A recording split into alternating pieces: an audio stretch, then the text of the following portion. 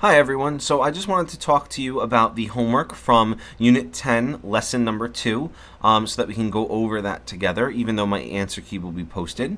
So if we wanted to kind of use our shortcut with slope and y-intercept to graph these lines, we don't need a table of values and a set of points to do that.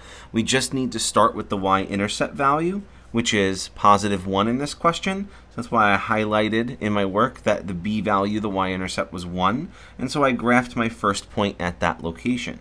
I then identified the slope as negative 2/3. Because that slope is negative, either the numerator or the denominator was negative. We can use both of those ideas to help us graph it. So I kind of wrote the slope in two ways. If you only wrote one out of the two, that's absolutely fine. But what this tells us to do is how we would change our y values compared to how we would change our x values. Numerators the y, denominators the x. So our y's would change by -2 and our x's would change by 3.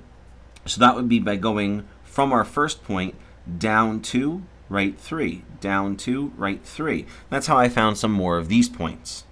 Or if we wanted to view it as positive 2 over -3, that would be a change of y, 2, and a change of x of -3. So that would be up 2, left 3. So up 2, left 3 would get us to another point. Up 2, left 3 would get us to another point. So that's how I found these points that I graphed. That kind of was a continuing trend for the rest of the problems for the most part. If we look at question number 2, we see that the b value was 3. So I pointed that out, and I also plotted that as a point, 0, 3.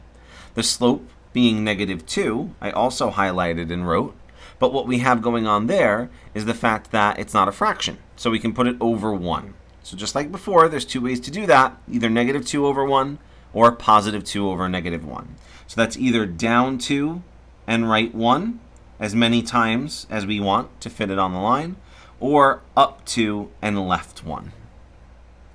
For question 3, we had a y-intercept of -7, so I started on -7 on the y-axis, and we have a slope of 3, which is 3 over 1. So if we write that as the change in y over change in x, that means that the y value goes up 3 for every time the x goes up 1. So that's up 3, right 1, up 3, right 1, finding a series of more points. So there was 3 of those style. And then we had our special rule, because horizontal and vertical lines are a little bit different. So y equals a single number is a horizontal line hitting the y-axis at that number. So it hit at -8, and it was a horizontal line through that.